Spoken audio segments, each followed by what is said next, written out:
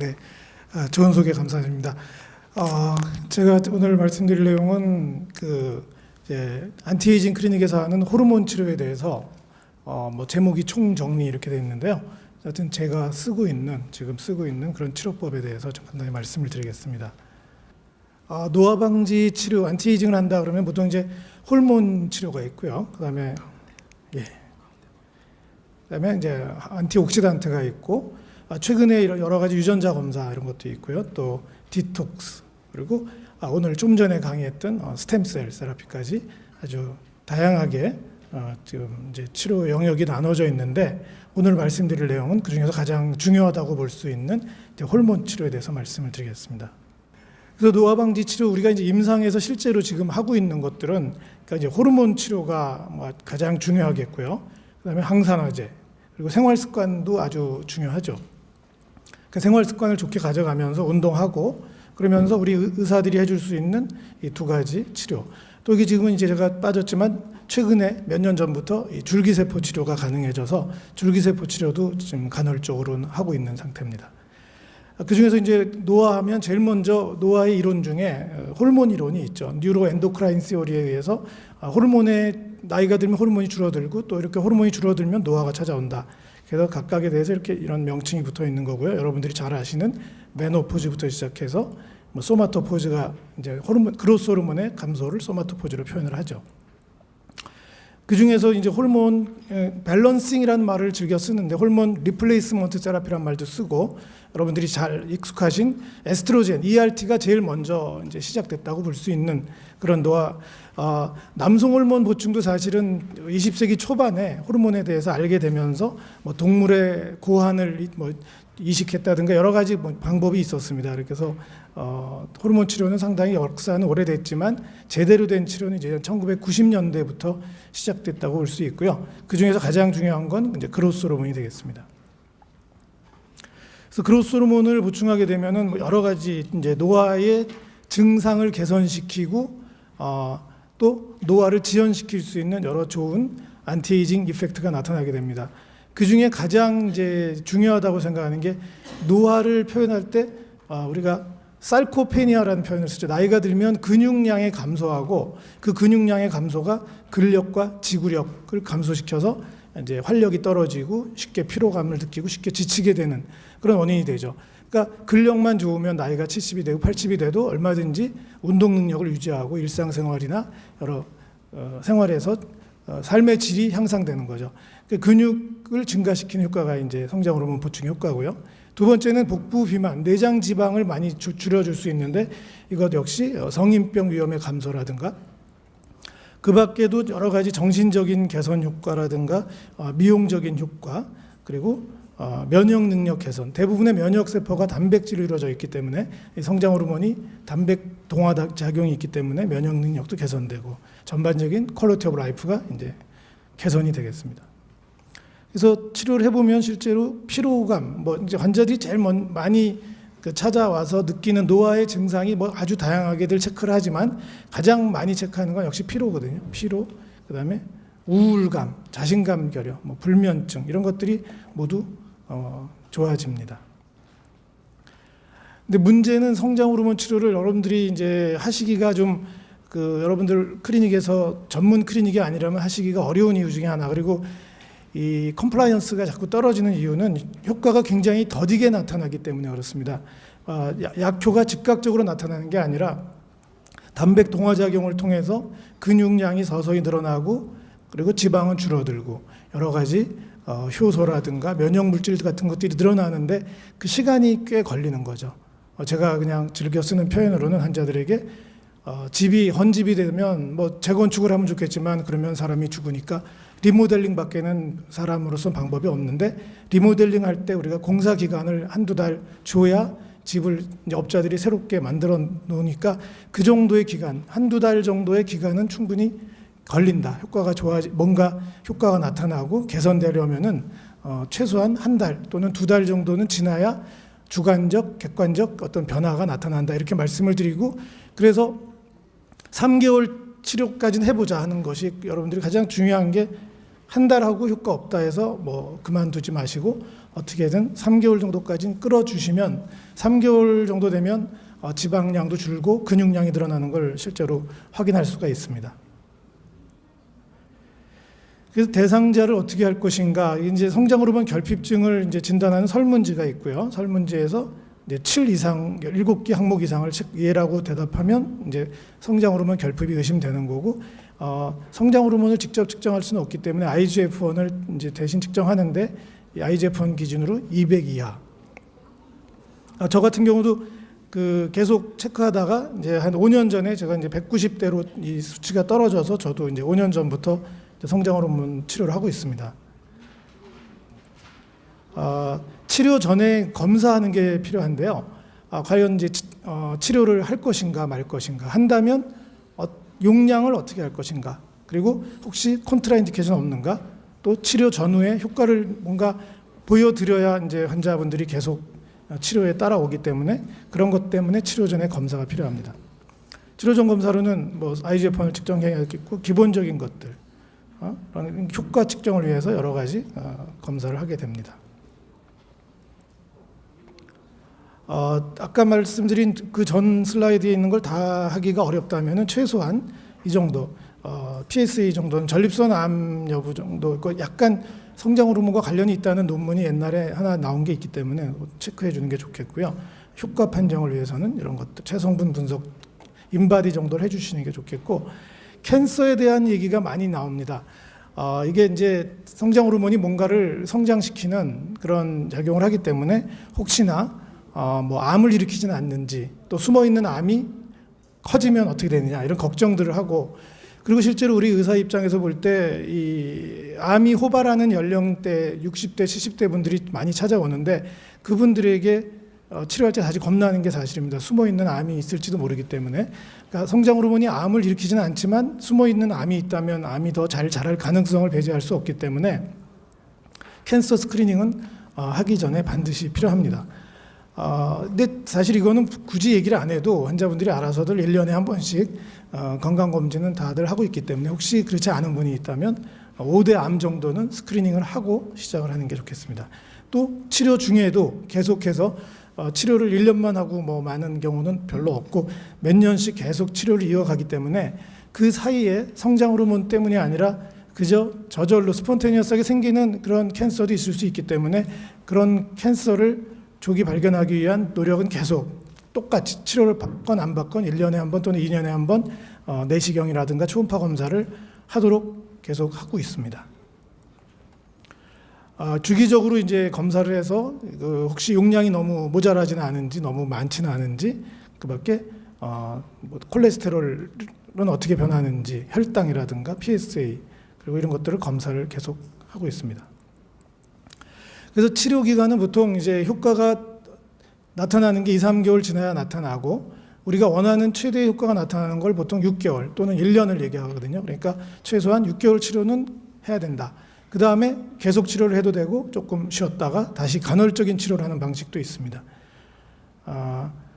좀 빠른 분들은 한두 번만, 1, 2주만 지나도 많이 이제 좋아진다, 뭐 잠도 잘 온다, 이렇게 표현하는데, 또 반대로 초반에 약간 몸이 붓는다, 몸이 무겁다, 이데마가 있을 수 있기 때문에 그렇습니다. 이따가 이제 부작용이 나오겠지만 그런 것들이 있는데, 하여튼 2, 3개월이 지나면 확실한 객관적인 여러 지표들이 개선이 되는 걸 볼 수가 있습니다. 하여튼 효과가 나타나려면 몇 달은 치료를 해야 된다는 걸 사전에 충분히 얘기하는 게 굉장히 중요합니다. 이 사이드 이펙트에 대해서는 그래서 캔서에 대한 가능성은 없고, 지금 25년 정도의 역사를 갖고 있는데 아직까지 성장 호르몬 때문에 캔서가 뭐 발생한다 이런 증거는 없고, 오히려 면역력이 개선돼서 성장 호르몬 치료 받은 사람들이 암 발생이 더 적었다라는 그런 이제 논문 발표가 있었고요. 가장 흔한 거는 이제 프루이드 리텐존에 의한 그 이데마입니다. 제일 많이 이제 붓는 곳이 얼굴, 또 손, 발, 뭐 신발이 잘 안 들어간다 이런 말씀도 하시는데, 흔하지는 않고 한 15% 정도에서 발생하고, 근육통이나 관절통, 두통 등이 나타날 수 있고, 몸살 같은 기운이 나타날 수도 있습니다.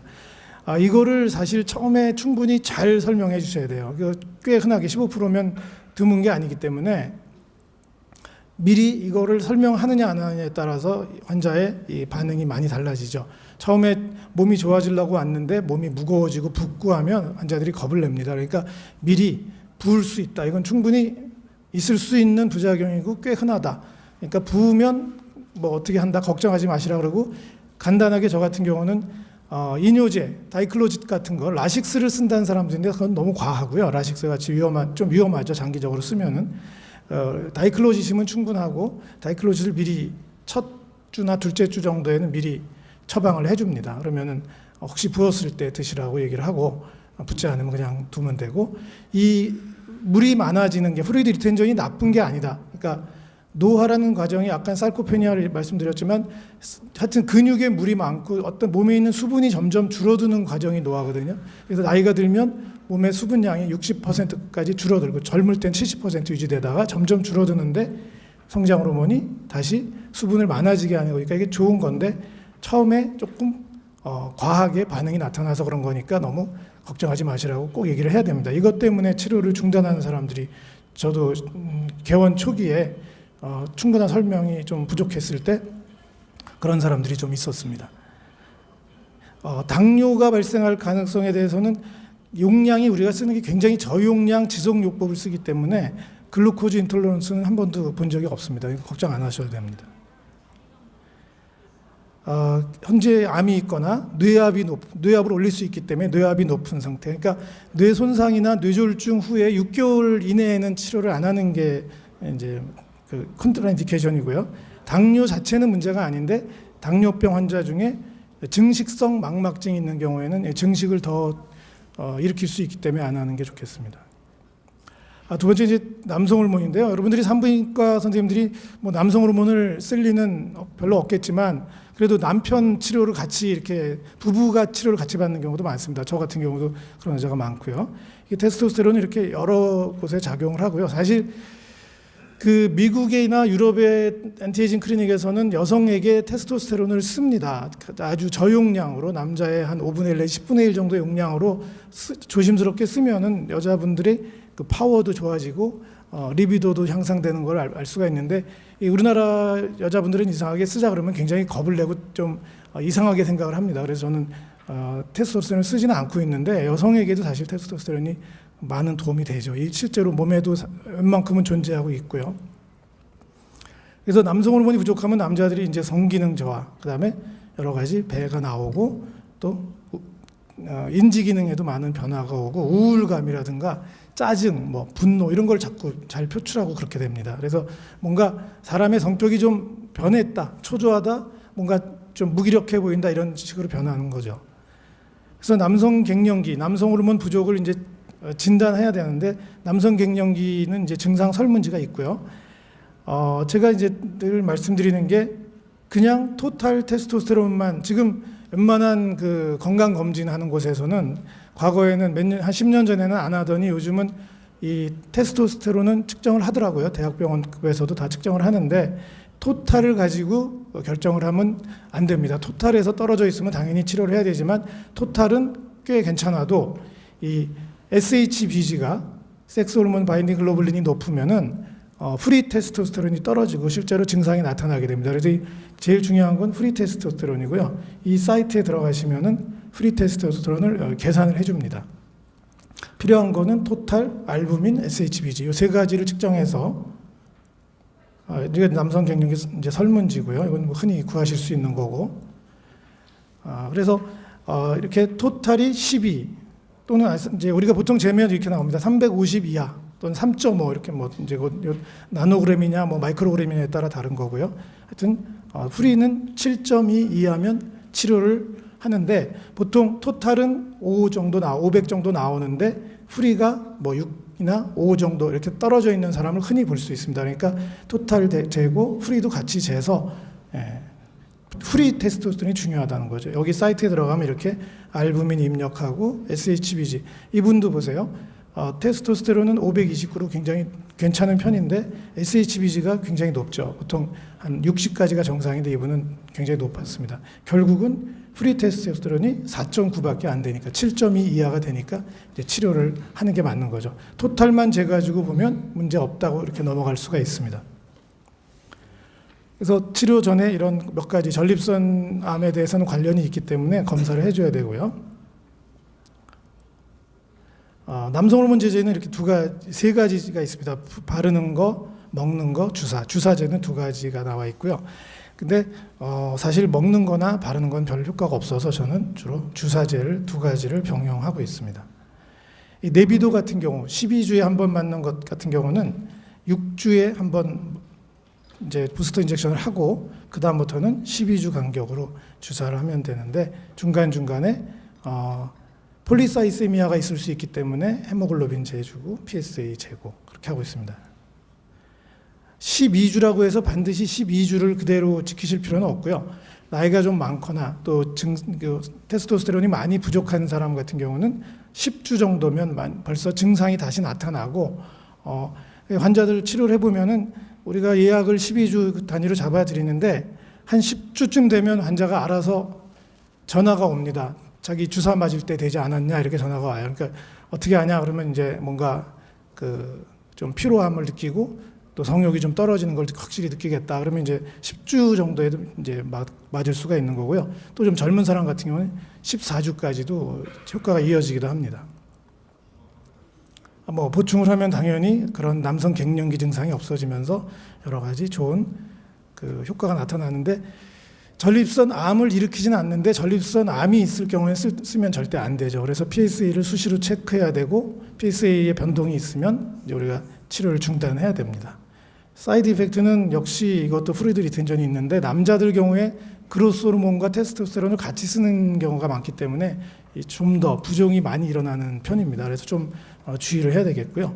여드름이 난다든가 머리가 빠질 수 있다는 거.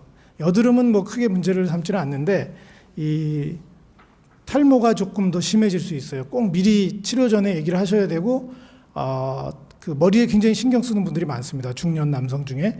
그래서 이 머리가 더 빠지는 수도 있는데 만약에 그렇다면 빨리 중단해야 되고 얘기 미리 안 했다가 머리가 이게 이제 빠지고 나서 굉장히 원망을 듣는 경우도 있기 때문에 미리 꼭 얘기를 하시고 그래서 선택을 하게 하는 거죠. 전신적인 건강이 좋아지고 성기능이 좋아지고 하는 근력이 좋아지는 걸 택할 거냐 아니면 머리카락을 택할 거냐 거기에 대해서 이제 탈모가 있는 사람의 경우에는 다 있는 건 아니고요. 남성형 탈모가 있는 사람의 경우에는 이게 좀 심해질 수 있습니다.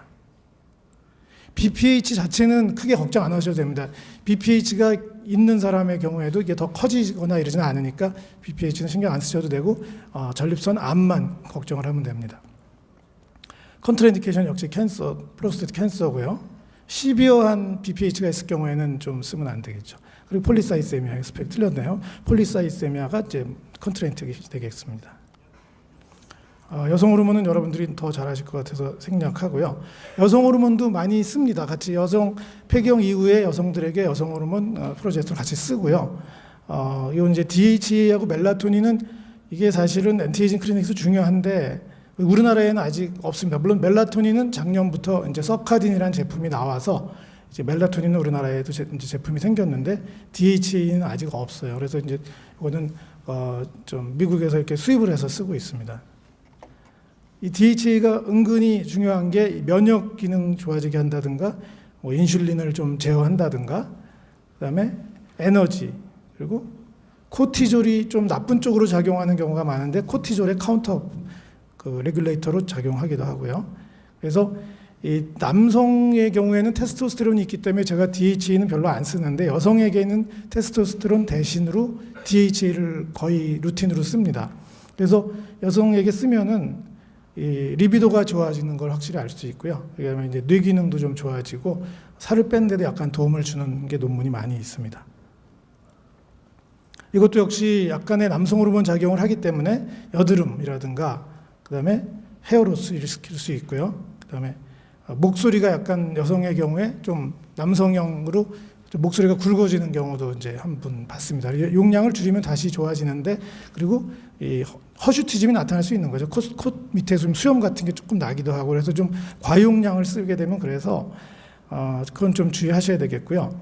멜라토닌은 이 불면증, 노인성 불면증의 원인 중에 성장 호르몬 감소도 불면증을 일으키고 또 멜라토닌이 줄어드는 것도 노인성 그 수면 장애의 한 원인이 되기 때문에 멜라토닌은 지금 이제 또 교대 근무하는 사람이라든가 해외 여행 갔을 때 이럴 때 이제 멜라토닌을 적절하게 쓰면 도움이 됩니다. 그리고 멜라토닌은 그 자체로 아주 강력한 항산화 기능이 있고요. 면역을 조절하는 작용도 있고 여러 가지 그 엔티에이징에서 필요한 여러 가지 일을 하고 있습니다. 근데 이거 멜라토닌 서카딘 나온 것도 이제 써보면은 효과가 있는 사람이 사실은 한 절반 정도밖에 안 되고 또 부작용만 효과는 없고 잠을 잘 잤다는 이제 효과는 없고 부작용으로 이제 낮 시간에 피곤하다든가 아침에 일어났는데 모닝 그로우기니스라고 해서 완전히 그냥 아침에 정신을 못 차리겠다. 잠은 잘 잤는데 아침에도 너무 졸려서 힘이 없어서 도저히 안 되겠다. 이런 분들이 꽤 있고 악몽을 꿨다 이런 경우도 있습니다. 그래서 그런 경우에는 뭐 이제 다른 수면제로 대체를 해야 되겠고 노인성 불면증 있을 때 한 번쯤 이 멜라토닌을 시도해 볼 만합니다. 예, 이상입니다.